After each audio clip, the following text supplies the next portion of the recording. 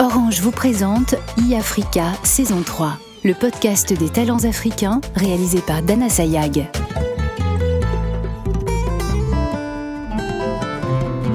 Le sport est à l'honneur cette année et dans cet épisode, vous allez découvrir le judoka sénégalais Mbagnick Ndiaye et le boxeur algérien Jugurtha Aït-Beka. Mbagnick est trop gentil. Il est trop gentil. Oh, il est très gentil. C'est quelqu'un qui a un grand cœur et qui a du mal à être méchant.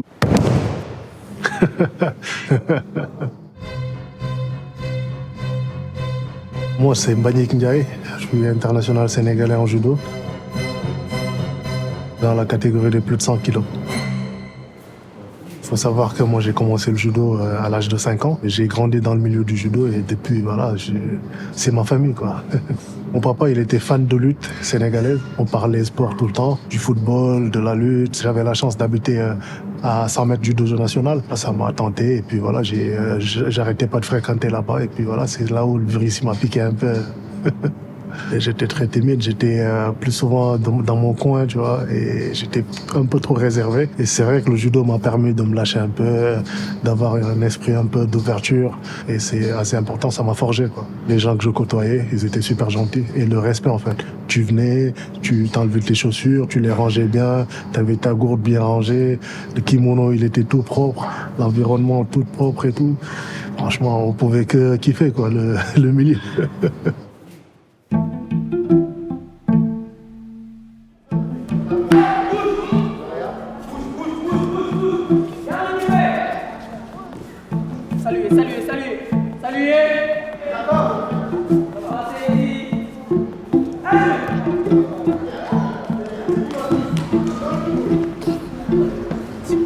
Abdoulaye Alassane, son ami d'enfance. Parler de Mbagnick Ndiaye, c'est vraiment un plaisir de parler de lui parce que, comme on dit, c'est un frère, c'est un ami d'enfance. On a grandi ensemble, on a vécu ensemble dans le même quartier. C'est la famille, lui, c'est la famille. On a commencé le judo le même jour. Le même jour, on a porté le même kimono ensemble et on a commencé le même jour. En 2002, 2001, 2003, c'était très longtemps. On jouait là-bas au football, mais lui, là, notre maître, le défunt maître Amara Dabo, il nous a appelés. Mais vous, là, vous jouez au football. Oui, vous ne voulez pas faire du judo. Bien sûr, demain, je vais amener des kimonos pour tout le monde. C'est comme ça qu'on a commencé à faire du judo. Je n'aimais pas faire mal, moi, quand j'étais petit. Je touchais à rien du tout. Je ne pouvais même pas tuer un insecte. Pour moi, c'est une bonne chose dans la vraie vie. Mais dans la compétition, c'est un défaut. Et on est des ennemis, entre guillemets, pour une durée. Après, on est des amis. La première compétition, je termine 5e. Je gagne un seul combat. Donc je me suis dit, c'est un tout début. Et voilà, je me suis dit, vas-y, je vais... De toute façon, à force de travailler, je vais y arriver. Et je vais tout faire pour être le boss. Il est gentil, doux comme un agneau de tout petit. Mais avec l'aide des entraîneurs, ils ont su sortir cette fougue en lui. Parce que Mbagnick, je vous dis, dès à bas âge, il se démarquait des autres. C'était comme un Zlatan dans une équipe de football. La première fois que je l'ai vu, il était tout frêle, tout petit. Personne ne pensait qu'il allait devenir ce champion qu'il est maintenant. Là, je suis à 139 kilos. C'est super important d'être à son poids de forme le jour de la compétition. Il faut savoir quel moment être à ce poids, quel moment il faut se lâcher un peu. Là, j'aimerais être à 137, 136, je suis à 2 kilos près. Et là, avec le temps, ça va venir. Mais j'aime trop la nourriture sénégalaise. Ça fait que les plats de maman, j'y vais à fond. Hein. Le tchèboudjad, le tchéré surtout, c'est du mil en fait. C'est un peu de couscous au mil. Ça me manque trop, ça me manque trop. La nourriture sénégalaise, ça me manque trop. J'ai mes cousins qui habitent à Créteil. Ça fait que des fois, parfois, je me lâche un peu. Je vais là-bas un week-end et puis voilà, je me mets bien pour revenir. Je recharge un peu les batteries là-bas.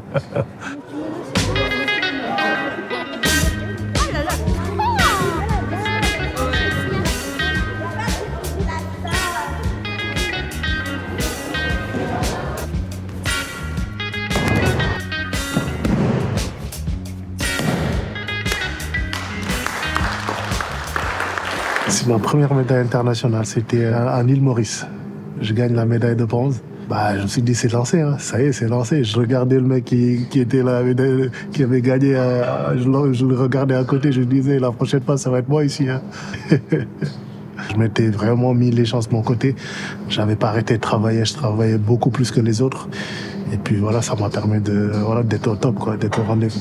Abdou Karim Seck, entraîneur. Quand on m'a confié les rênes des équipes nationales, j'ai tout de suite rajeuni. Mbagnick fait partie des athlètes sur qui on a misé. On a misé en l'envoyant en compétition, on a misé en lui donnant une bourse olympique. Vraiment, il ne nous déçoit pas, il ne nous déçoit pas. Au Cap, c'est le premier titre de champion d'Afrique, hein. C'est la plus belle médaille de ma vie parce que ça faisait 23 ans, je crois, qu'il n'y avait pas eu de champion d'Afrique sénégalais. Il faut savoir qu'il y avait un problème de voyage, de vol. Et du coup, moi, je suis arrivé le jour de la compétition. Je suis arrivé, il était 5 heures du matin. Le temps qu'il me récupère à l'aéroport, il était 6 heures. Je récupère ma chambre. Je me suis dit, vas-y, si je dors là, ça y est, je vais pas me réveiller. J'ai bu 2 cafés, je suis resté éveillé jusqu'à 7h, 7h30. Je suis descendu au petit-déj. J'ai mangé, j'ai préparé mes affaires, j'ai pris une douche, j'ai prié. Après, je me suis dit, vas-y, vamos à la compétition. Et combat après combat, ça allait jusqu'en finale. Que je m'étais énormément préparé avant. Je me suis dit, avec tout ce que j'ai galéré là, c'est pas ce jour-là que je vais perdre tout ça. Donc, ça m'a motivé. Casablanca, rebelote, champion d'Afrique encore. J'étais venu pour confirmer parce que l'année dernière, je l'ai perdu. Et voilà, c'était le moment de confirmer et puis voilà, de rester sur la même dynamique avant les Jeux Olympiques. Gagner une fois, c'est facile, mais après, maintenir le cap plusieurs années, c'est ça le plus dur. Parce que tout le monde travaille en fonction de toi, tout le monde veut t'enlever. Et puis voilà, c'est ça le but du jeu. Il faut assumer son statut de leader en fait. Voir Mbagnick devenir champion d'Afrique, c'est comme si que moi-même, je suis champion d'Afrique.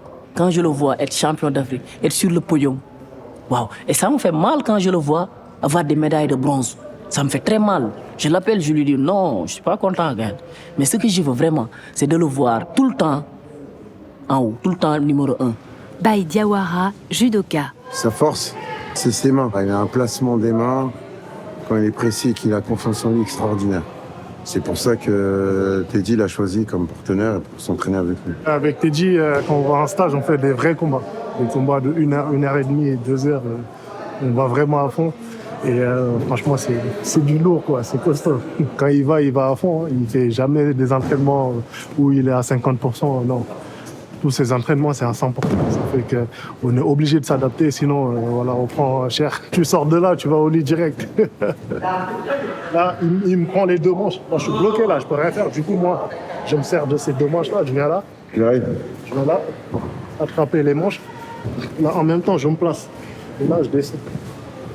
Là, je viens l'enrouler. C'est vraiment un mouvement. Là, je le fais. J'ai gagné les championnats d'Afrique comme ça. Mbagnick est trop gentil. Et trop gentil sur le tapis, tu ne gagnes pas. Il faut qu'il soit beaucoup plus... je ne sais pas comment le dire en français, mais en wolof, c'est tchaï-tchaï. Il faut qu'il soit beaucoup plus futé. Pas exactement futé, mais beaucoup plus vicieux dans son judo. Il lui manque l'agressivité. Ce petit truc-là, l'agressivité que comme les Teddy Riner ont. Les Teddy Riner, voilà. On se parle souvent, je lui dis ça, je lui dis, il faut être méchant. Bon, méchant entre guillemets. C'est-à-dire jouer sur le règlement. Des fois, quand on a un adversaire qui nous pose souci, pas forcément toujours vouloir le faire tomber et essayer de trouver les failles sur les sorties de tapis, montrer à l'arbitre qu'on domine, jouer sur les bordures. Et c'est pas dans sa culture. Lui, c'est la culture du hippon, de beaux gestes. Et à très haut niveau, des fois, faut être un peu plus vicieux. Voilà, la petite pénalité, le petit carton jaune en plus pour gagner le combat. Je peux pas défendre. À chaque fois qu'on me dit vas-y défends, je peux pas. Moi je défends en attaquant. C'est vrai que c'est pas top au judo parce que tu peux te prendre un contre ou quelque chose à la fin, mais moi j'aime pas. J'aime pas rester sur la défensive en fait. Franchement, j'essaie d'être positif dans mon judo pour pouvoir garder le cap parce que si je défends, je commence à baisser d'intensité et là c'est pas bien. C'est pas bien. Je suis pas tricheur en fait. Je suis pas tricheur. Ça fait que des fois en sport, faut être un peu, tu vois.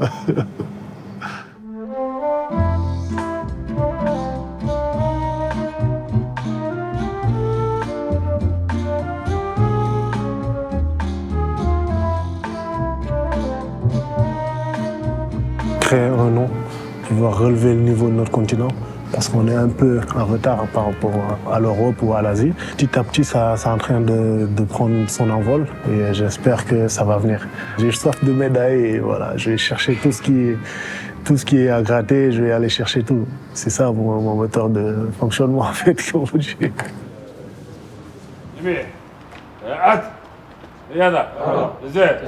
Tikjda, Algérie. Oui, un peu dur. Oui. Chaque jour, on augmente un peu la charge.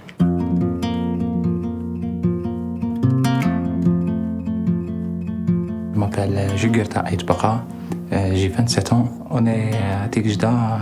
Bon, c'est Alger à savoir l'objectif. Donc, quand nous sommes ici à Tikjda, nous sommes en pleine préparation. Et on a de la charge. Et l'intensité est plus élevée. Même c'est un stage de 14 jours. Un stage de 14 jours. Bon, maintenant, on a la chia. On a l'échauffement chaud de corde. Oui, on sparring dirigé. Allez, on attaque. T'as fait l'interview avec le coach ou pas? C'est M. Bdjaw Ibrahim, entraîneur national de boxe. Parce que le coach Bdjaoui, c'est l'histoire de la boxe algérienne. Il a plusieurs médailles olympiques. J'ai eu 6 médailles olympiques. 6 médailles olympiques dans ma carrière. Ça fait 42 ans. Entraîneur de haut niveau.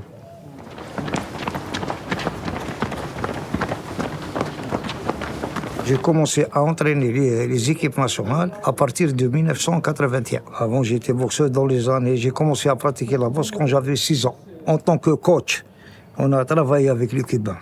Et la méthode russe, de l'Union soviétique à l'époque.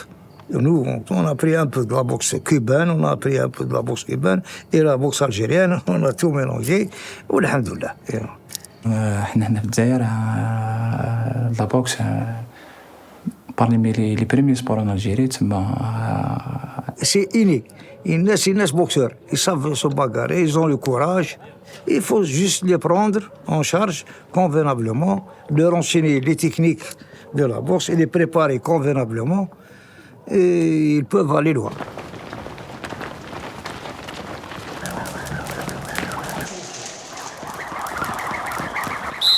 Moi, je ne discute pas beaucoup avec les boxeurs. Tu es là, voilà le programme, voilà le travail, on applique.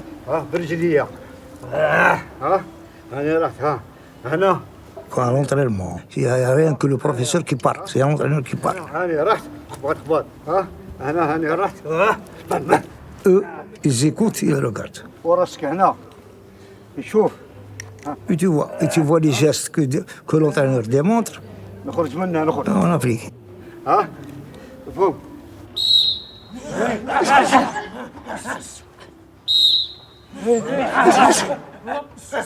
C'est ça la réussite. Même si je ne te vois pas, je te donne un programme, tu le fais. Et c'est la discipline, c'est ne pas tricher. C'est ça mon langage avec les athlètes. Ah ouais, je suis toujours derrière. Mais je fais semblant de ne pas, bien sûr. Mais rien ne m'échappe. Si tu te reposes, tu vas prendre des coups.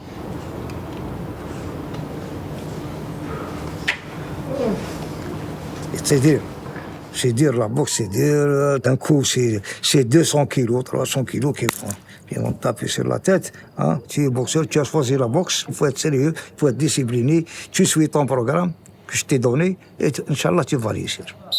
Aïe.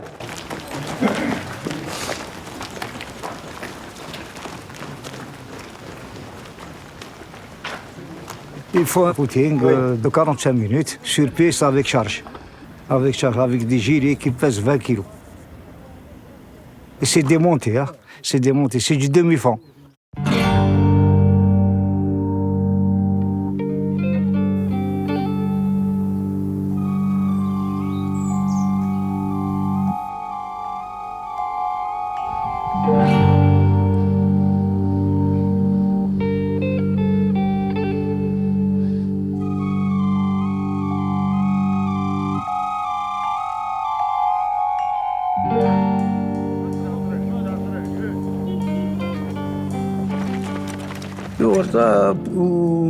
Ça fait 8 ans qu'il est avec nous. Il a progressé. Cette année, ce microcycle-là, il a vraiment progressé parce qu'il a boxé. Ça fait une année de ça, il a boxé, il a fait les Jeux méditerranéens. Il a été champion d'or. Il a fait 2 fois les championnats d'Afrique consécutifs et les champions d'Afrique. Ses résultats, ils sont constants. Il est en progression.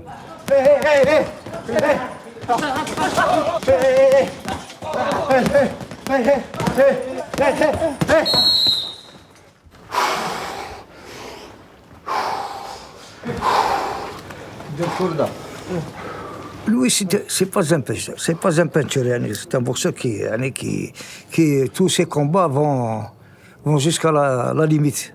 Il fait toujours des 3 rounds. Maintenant que si j'en ai des coups, en plus, je chauffe les côtés. Oui, comme ça, j'évite les coups. Et je peux en donner en retour. Je le provoque aussi en le laissant venir vers moi, je l'évite et je frappe. C'est mon style de boxe. J'aime bien danser sur le ring. Je joue avec mes mains, je ne tiens pas ma garde. Même tactiquement, il est intelligent. Il est intelligent sur le ring. Dans un combat, il est enragé, il lâche pas son adversaire, il veut gagner à tout prix. C'est un vainqueur. La seule chose que je déteste, c'est perdre.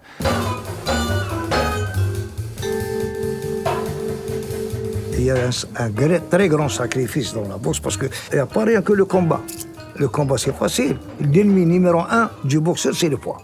C'est pas l'adversaire, c'est le poids. Il faut gagner le poids avant de gagner son combat. Et en régime depuis une année avant la compétition année officielle. L'année passée, j'étais en 67.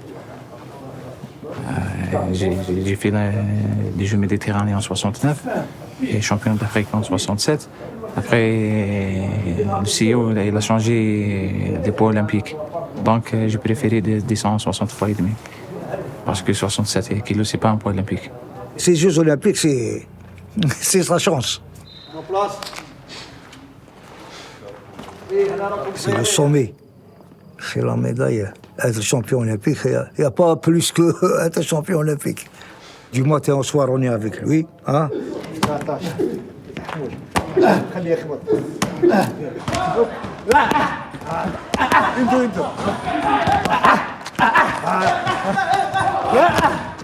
Ça dépend dans le combat. Tu vas tomber avec un fausse garde, avec un garde droit. À l'entraînement, on a le choix. On a, nous, le choix. J'ai ramené pas mal de boxeurs. Et il peut avoir le choix. Si on a les capacités, on aurait ramené 30 à 40 boxeurs. Pour pouvoir travailler, changement d'adversaire, il faut un boxeur tout seul, il ne peut pas s'entraîner tout seul. Il lui faut des sparring. Toujours les sparring. Tu as un fausse garde, tu as un garde normal, tu as un qui frappe, tu as un qui veut travailler à la courte distance, un bagarreur. Tu as toutes les qualités, on les a ici.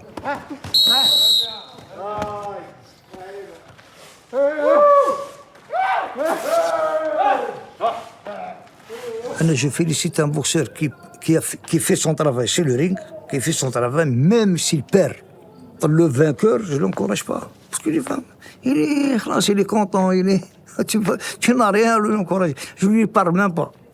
Il m'embrasse sur le coin, ça arrive.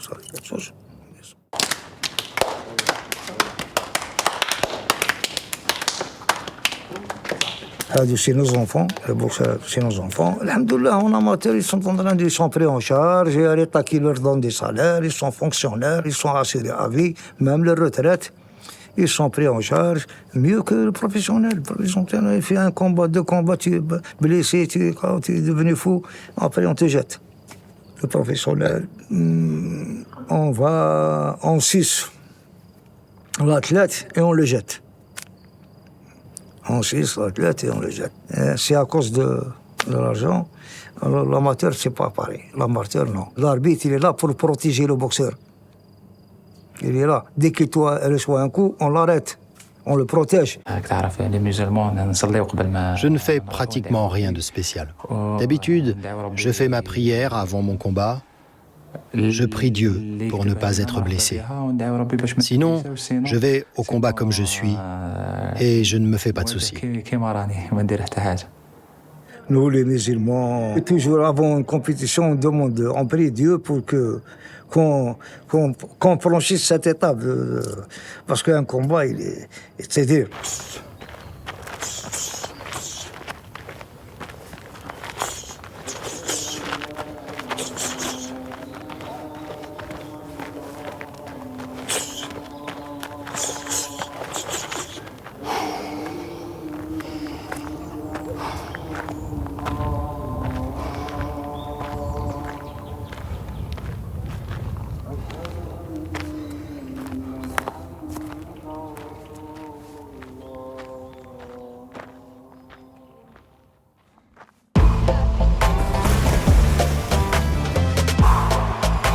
Orange vous a présenté Yafrika, le podcast des talents africains réalisé par Dana Sayag.